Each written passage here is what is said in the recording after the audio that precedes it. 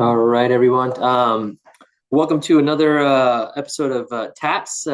Thank you, everybody, for joining in. We've got quite a large group of everybody joined in already. Sorry for the delays a little bit. I know we were all expecting Professor David Feller-Cotman, but I think there's some difficulties, and we weren't able to get in touch with him to get him on today. But you'll be just, unfortunately, you have Professor Gary Lee and I just chatting, and I think we'd open this up to any questions, any kind of thoughts people have. So we'll field some of that, and we'll just have a good conversation, I think, in the interim.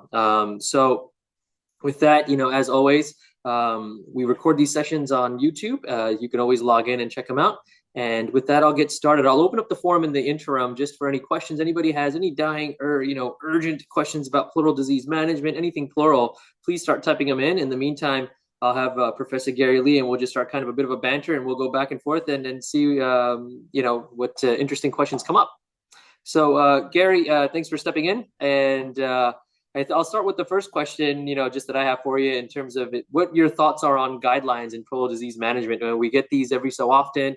A lot of people put a lot of time and effort and energy to do this. But in terms of, how we can apply these in a routine clinical setting in across different areas, just like to, have your thoughts on that. Yeah, thank you. So this is a slightly unusual TAP session so that we are going to just have a free Q&A session. So anything about pleural disease, please feel free to go and join in. And we might actually pull on some of the names on the audience to come and join us to discuss. So make sure that your microphone and your camera might be around. There has been a lot of guidelines that has been published in the last few years on pleural disease, and some of them might even be offering contradictory conclusions despite looking at the same evidence. The most noticeable one is actually the ERS guidelines versus the BTS guidelines on pleural infection. The BTS guidelines, for example, offers to say that if a patient is surgically operable, then surgery should be the first line, and TPA and DNAs as a second option if the patient cannot be operated on for comorbidity reasons or for resource limitations. Whereas the ERS guidelines, looking at the same evidence, says that you should have TPA and DNA as the first line and surgery as the backup. So I have been on a lot of guidelines. Guidelines is a panel decision. I often said that if you watch soccer, guideline is like video-assisted referee. So you think that by having all the guidelines, looking at all the guidelines that lead to guidelines and looking at literature review, you will come up with a perfect answer. Just like the general spectators expect that VAR will give you a perfect answer to every soccer decisions. But at the end of the day, there is a panel in looking at the evidence. And at the end of the day, there are referees sitting in the room looking at the VAR evidence. And likewise, therefore, there is a subjective decision at the end amongst all these decisions. And so there are still variability. Gordon Gairdner, who wrote who is the father of modern day evidence-based medicine, used to say that guidelines are, by WHO definition, information that helps clinicians to make clinical decisions. So guidelines are not rules or laws that you must follow, and guidelines are more a piece of information that helps you. So therefore, it should not be viewed as a law, and as such, there is flexibility and variations in front of your patient. That's right, and that's a very good point you bring up, Gary, because from my U.S. training, where we're very litigious and there's lawsuits frivolous everywhere, we were taught that there's no one answer, no guideline, no book that you can refer to and say that this is why I did this. You can use that as evidence to help your clinical decision making. So, I mean, from a slightly litigious kind of standpoint, putting my lawyer hat on and protecting myself from lawsuits, you're exactly right. I think that you take the guidelines and you utilize them as best knowledge and expert consensus and such, and try to make the decision for your patient and the clinical setting that you are. So I think that very much is a very wise way to utilize that. So in the interim, we have a question from Donnie Wong. Thank you, Donnie, for sharing your thoughts. But his question is, if you have two IPCs in both pleural space in one patient, would you think draining both in the same day in the community can be a pragmatic approach? Gary, I'll open your thoughts then. I can maybe even go to some of our colleagues online. So that's situations that we come across every now and again, that some people might have bilateral pleural effusions, and occasionally we have people with malignant pleural effusion and malignant peritoneal effusion, where we have one patient has two IPCs. Our record is one patient have three IPCs. And the question is whether you can drain them at the same time. I cannot see any reasons why not. I think a lot of concerns arises from people draining peritoneal effusions in hepatic cirrhosis situations, where you might have a significant fluid shift in low albumin situations where it can crash the blood pressure, etc. But in malignant pleural effusions, that should not be the case, because those fluid is already extravascular and should not actually affect the intravascular volume, even if you drain them at this quickly. So I think I probably wouldn't drain two IPCs simultaneously, but perhaps sequentially is a reasonable approach. I don't expect them to drop their blood pressure. Absolutely. Yeah, and I think, from a perspective, again, kind of the US twist on it, we would put in drains. We had vacuum drains at home. So I think from that perspective, I would say as long as you know that the patients will tolerate that and they're not going to get any significant, pressure related issues, I think there's no problem with that either if you're doing bilateral drain kind of at the same day. I'd probably say starting off that you may want to choose one at a time. And then see how they do. And, going forward in a few weeks' time, if the patients have shown clinically they do well, then it's probably reasonable to go ahead, or if before they leave the hospital, if you want to do that. But either way, I think as long as the patients can clinically tolerate it, there's no reason that you couldn't. It looks like my screen here is frozen on mine. Hopefully I'm not frozen for everybody else, but no, we can hear you. Yeah. Okay, very good. Yeah, so I think that so we'll encourage everybody to put on their questions. So today is a very rare occasion where we can actually talk about questions and that you want to discuss. Today's original topic is for pleural manometry, and I would be quite interested to see how many people actually do use pleural manometry. And I think Taj is still here, and also we can also ask Dhaval, who is American trained. I think there has been a lot of interest on pleural manometry. It has been very debatable. Perhaps, Dhaval, you can tell us what you think, and then Taj afterwards. Yeah, absolutely. Yeah, so pleural manometry is something that I found fascinating, and I learned it from Professor David Fellow Cotman when I was a trainee. A few things that he taught me when I first started out, and some of the conferences that the workshops that we had at Leahy Clinic was ubi pus, ibi evacua.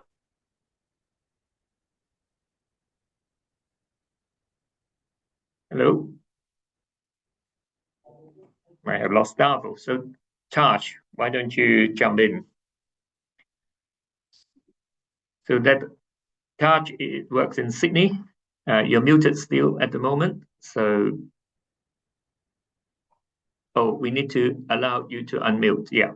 Thierry, can we allow Taj? Anymore. Gary, can you hear me? Sorry. Yes, we can hear you. Yeah. Okay, perfect. I think I'm back. Something funny with my. Yeah, I apologize. So, so I was saying, yeah. So once I started doing more pleural drains, started seeing patients with large volume fluid that we were removing, and concern of having entrapped or trapped lung, and really became interested in doing a pleural manometry or getting an idea of what's happening in that pleural space to prevent patients from having coughing and more importantly, pain after the procedure. And so in the US, we had these digital manometers that were quite expensive, single-use disposable manometers. And so those weren't readily available, unfortunately.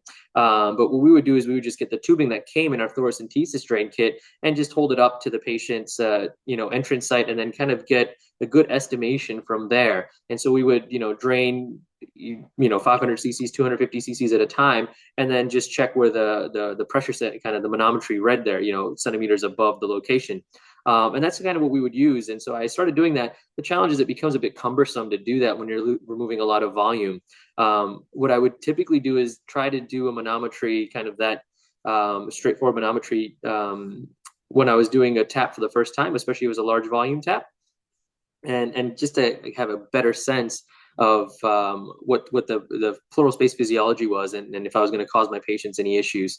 But it became kind of challenging to do it on all patients. So I typically would do it on the first tap, and then subsequently I'd kind of already know and utilize it that way. But yeah, I'd be interested in thoughts from Taj, if you can maybe log on here and give us your thoughts on if you use it and how you use it.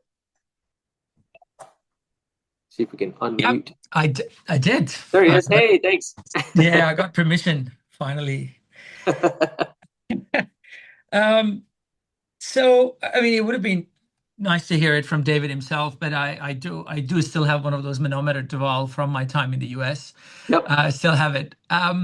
I've never used one. I was just looking at the list of attendees and see if Matt Solomonson or David Fielding are there, because Matt did his PhD with David in Brisbane, and in fact, a very nice paper from them looks at pleural manometry during large volume thoracentesis, which is something that I'm sure you know, and that David is very passionate about.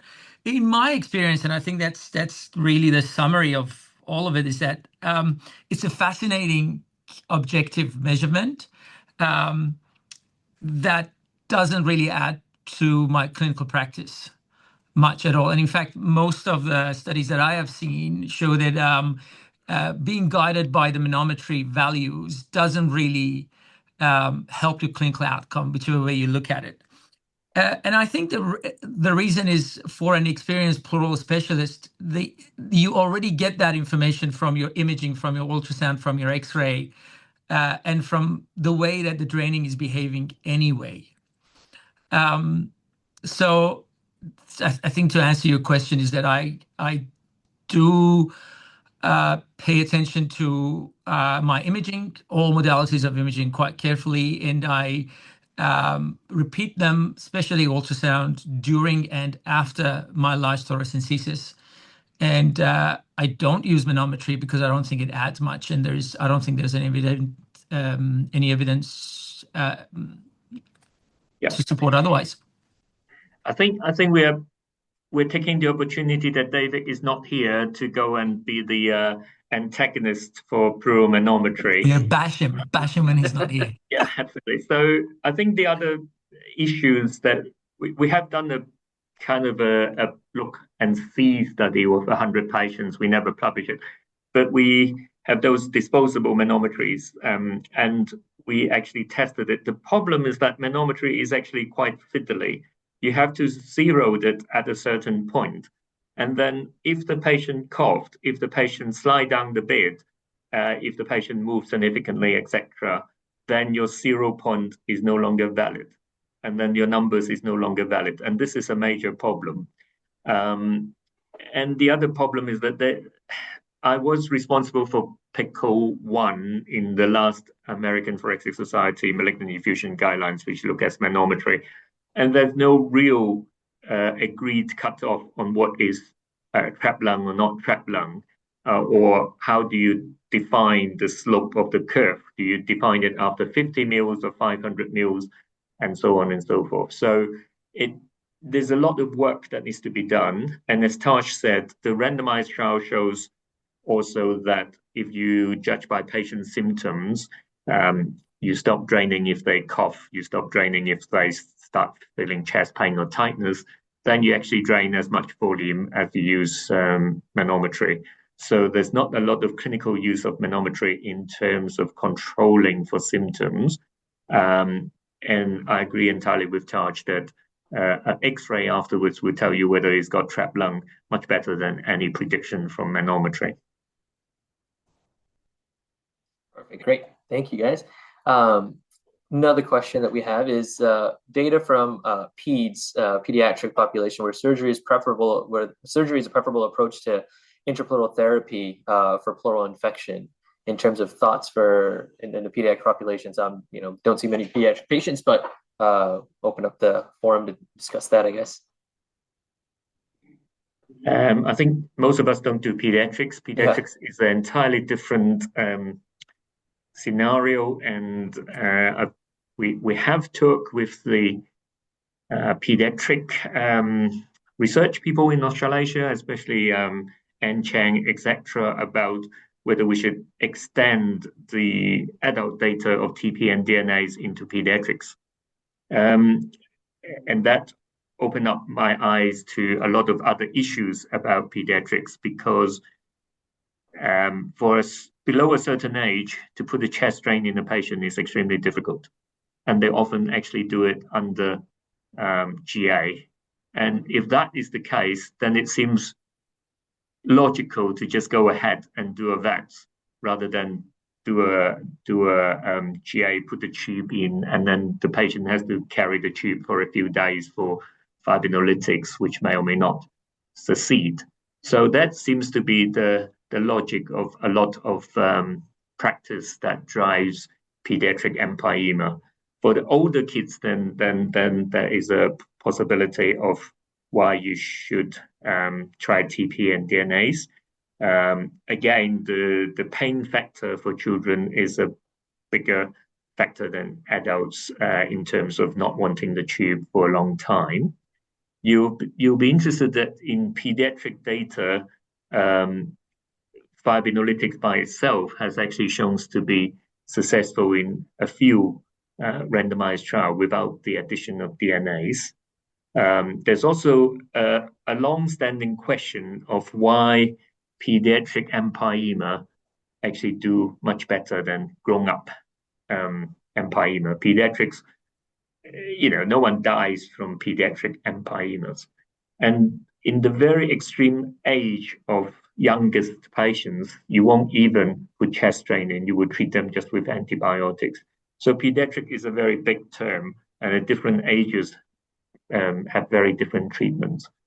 Another differences we have had is the pediatric randomized trial showed that steroid was useful if you treat them with the antibiotics and chest tube drainage and corticosteroid. There's been 2 randomized trials now in pediatrics to show that steroid hasten recovery in terms of temperature settling down, inflammatory settling down, etc. But as you know, the randomized trial that we did, which is albeit a small sample size pilot study published in the Blue Journal a couple of years ago, shows that there wasn't any obvious benefit for grown-up or adult patients.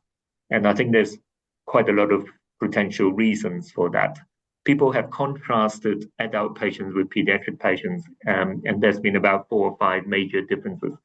Pediatric empyema is mainly pneumococci and occasionally Staph aureus, but adult empyema is much more complex, and as we know, it is the polymicrobial and also the gram-negatives that often has got poorer outcome, and that does not usually occurs in pediatric empyema. Adults usually have significant comorbidities, and people have contrasted the admission protein or albumin level in blood as one of the parameters. And pediatrics admissions usually always have normal albumin, normal protein, but a lot of the adult patients will have some level of chronic disease and does not actually have normal proteins or albumin to start with. And of course, the comorbidity index is much worse in adult patients. So those has often been cited as some of the main reasons.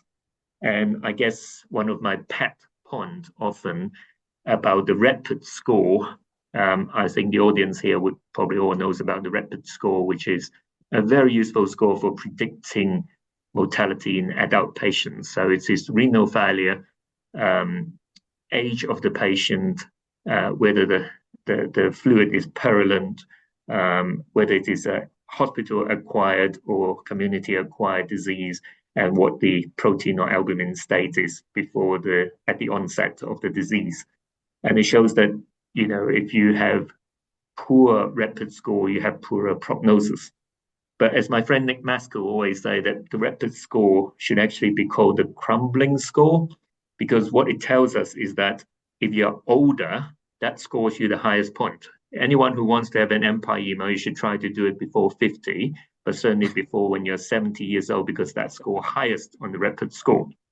And if you've got renal failure, which means that you've got other organ failure, if you are inpatient empyema, which means that you're already in hospital for another reason, and you have got low protein or albumin stage, which means that you have been ill for quite a while, then you're more likely to die. So notice that none of them actually relates to the severity of the pleural infections itself. It's all about your comorbidities.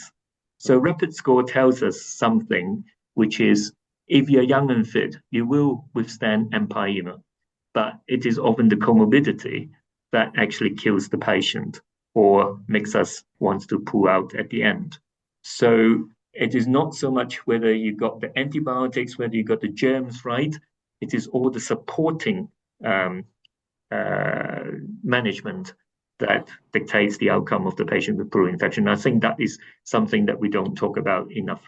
Yeah. Oh, absolutely. Taj, any thoughts? I just wanted to sort of raise this as a question to yourself and Gary. In somebody like in a child, a pediatric patient below the age of maximum growth, and they're going through the stage that their chest cavity hasn't actually reached that space. My thoughts is that the risk of having a trapped lung and not being able to actually expand and grow the lung to the chest wall as an adult is something that would drive decision making and send people to a surgeon for a pleurectomy if there is a rind. I mean, we don't really care about that in adults. If there is a rind, so be it. What do you think, Gary?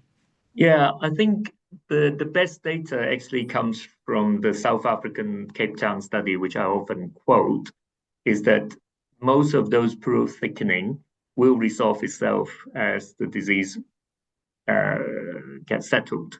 I think we often worry about trapped lung or visceral pleural or parietal pleural thickening because we always think about malignant pleural effusions when we think about trapped lung. So trapped lung is reversible if the underlying disease can be treated. But because most of the trapped lung we see is malignant pleural effusions that we can't do anything about, that we got it set in our head that trapped lung is not a reversible process. But actually, if you look at most of the cases with TB, most of the cases with pleural infections, most of the cases with inflammatory pruritus, like connective tissue disease, IgG4 disease, etc., or even in cases with treatable cancers like lymphoma or small cell, you will find that the trapped lung actually resolves. So there is absolutely no need to go and surgically decorticate, because once you get on top of the infection with time, the pleural thickening will resolve. And the South African study, albeit relatively small numbers, that resolved that at the time of discharge, their patient has 25% of the hemithorax opacified. And by the time of 3 months, it's 10%. By the time of 6 months, it's less than 5% of pleural thickening. So unless you're going to be an Olympic athlete, that little bit of residual pleural thickening usually don't matter. Surgical decortication is not without harm, and I'm sure you have seen and Dhaval have seen most of the interventional pulmonologists see a lot of persistent air leak from surgical decortications. Most people don't. I think a lot of chest physicians send patients to surgery without ever watching what decortication involves. Decortication is like, you pasted layers of newspaper on a balloon, and you're now asking the surgeons to unpeel those layers of newspaper. And you either did not do enough, which means that you peeled off the first 8 millimeters out of the 10 millimeters, in which case it looks better, but it actually doesn't reduce the restriction, because it's the last layer that always wraps around the lung that restricts it most. Or you try too hard and you make lots and lots of holes within the balloon. And that is the dilemma. And so it's a very difficult procedure for surgeons to do.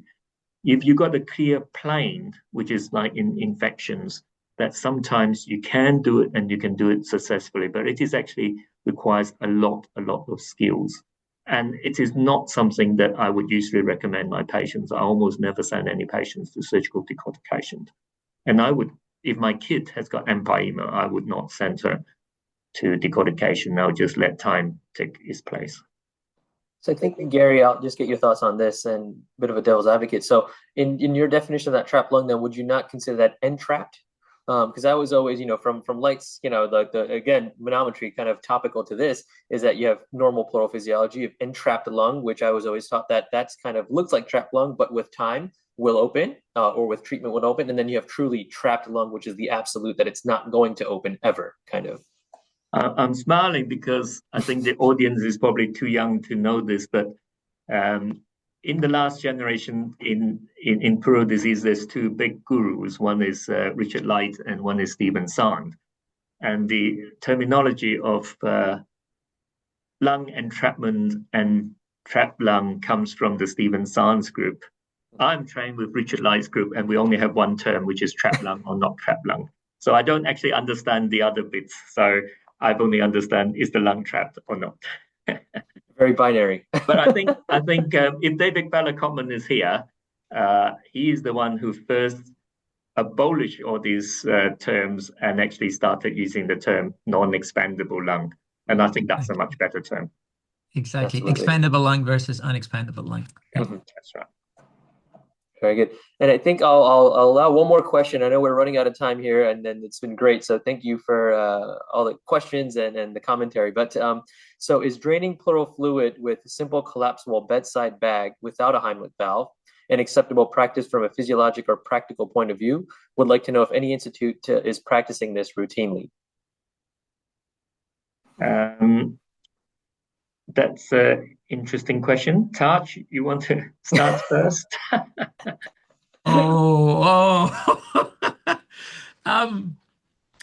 Look, I don't do that. Obviously I'm sure we've all used bags for malignant pleural effusion and TPCs, IPCs and TPCs, but that's a completely different story. I actually find not just the utility, but the physics behind a 3-chamber drain very interesting and useful in managing somebody who needs to be an inpatient and have a chest drain that is reviewed constantly. The oscillation, the pressure that's required, and the drainage, all of those are factors that we often ignore in our ward rounds, but they are interesting, very important data points that help manage each patient better.